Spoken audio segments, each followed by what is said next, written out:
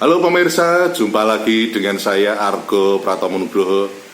Saya hadir lagi ke ruang handphone dan smart televisi Anda karena hari ini saya sangat spesial bertemu dengan kawan lama yang juga seorang advokat yang sudah lumayan senior ini sebetulnya, Mas Dedi Sukmadi. Selamat berjumpa Mas Dedi. Selamat jumpa. Sudah lama kita nggak ketemu nih. Iya. Ini sekaligus minal aidin Bapak itu ya. Mas Dedi, ini saya terus terang mencari Anda beberapa waktu belakangan ini karena saya cukup resah dengan dunia hukum. Karena saya sebagai wartawan yang sudah senior juga itu merasakan 10 tahun terakhir ini kayaknya ini dunia hukum kita ini paling parah ini. Jadi menurut Anda seperti apa, Mas? Saya Mas Dedi melihatnya seperti masyarakat umumnya juga, gitu. Yeah. Apalagi saya terlibat dalam praktisi hukum. Yeah. Saya melihat memang ada penurunan, penurunan dalam peradilan, kemudian dalam keadilan dan sebagainya itu ada penurunan. Yeah. Hanya yang perlu kita lihat apa sebabnya, kan begitu? Ya. Apakah memang terjadinya penurunan itu memang harus ada perhitung, ada kita harus tahu ini penurunan di mana. Ya. Jadi kadang-kadang kita melihatnya terlihat dari demokratisasi agak berkurang, gitu ya. Bagaimana orang berpendapat juga sebenarnya takut ya, sebenarnya takut. Gitu. Ya. Itu seperti itu kira-kira. Saya melihatnya cenderung seperti saat ini seperti itu. Ya. Karena kan saya terus terang kan mencari Anda itu kan saya ingin juga mencari parameter ya. Parameter dari ketakutan itu tadi atau penurunan itu tadi. Karena kan Anda pasti merasakan sebagai praktisi, sebagai seorang advokat kan sehari-hari kan memang bergelut dan merasakan apa yang Anda alami, yang Anda rasakan dan Anda lihat itu menurut Anda seperti apa ini? Selain penurunan ini tadi sebabnya apa menurut Anda? Nah, kalau saya melihatnya begini, sekarang orang jadi begini ya, kalau kita melakukan sesuatu gitu, misalnya ada beberapa klien, dia tidak berani mengutarakan faktanya, karena kadang-kadang dia takut, gitu ya. Nanti jangan-jangan usaha saya malah diperiksa, malah seperti itulah ya. Kemudian dalam secara global, saya melihatnya kita itu rasanya jadi orang menjadi takut ketika merasa dalam tanda kutip tersandrakan. Merasa tersandrakan itu ya. Merasa tersandrakan, misalnya dalam proses seperti sekarang kita melihat kok misalnya fungsi legislatif ini kok tidak maksimum. Fungsi pengawasan terhadap eksekutif dan sebagainya tidak maksimum.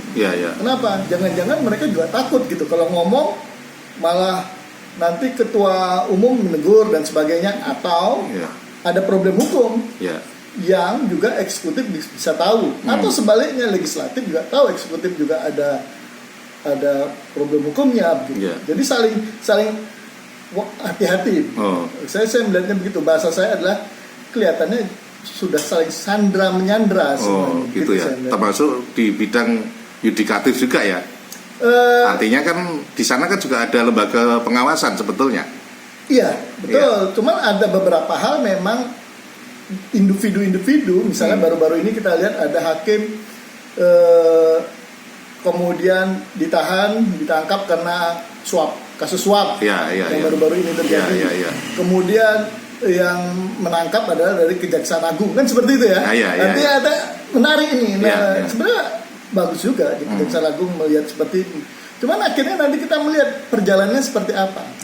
Apakah dengan cara seperti ini peradilan itu seperti yang diharapkan masyarakat, ada rasa adil pada masyarakat itu tetap ada atau tidak gitu. Apakah dengan cara seperti ini kemudian tingkat suap dan sebagainya terhadap orang mencari keadilan itu berjalan dengan semestinya gitu. Terakhir Mas Dedi, harapan Anda seperti apa ketika konfigurasi hukum kita sekarang seperti sekarang ini yang saling menyandera itu? Artinya harapan Anda seperti apa ini ke depannya? Nah, sekarang ada beberapa, kita melihat juga ya perjalanan dari reformasi menuju saat ini. Ya.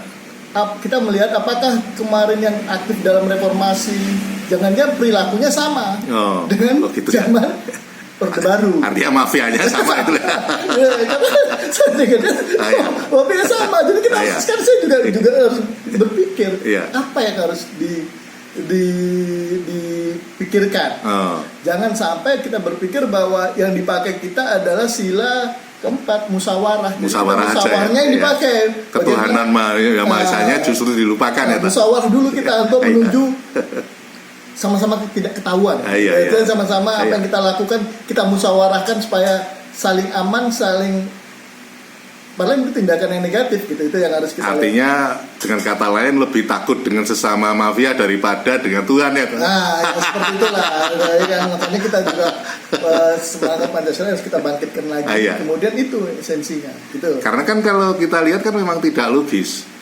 Karena hakim itu ketika mau memutus itu kan pakai ira-ira berdasarkan ketuhanan yang Maha Esa gitu.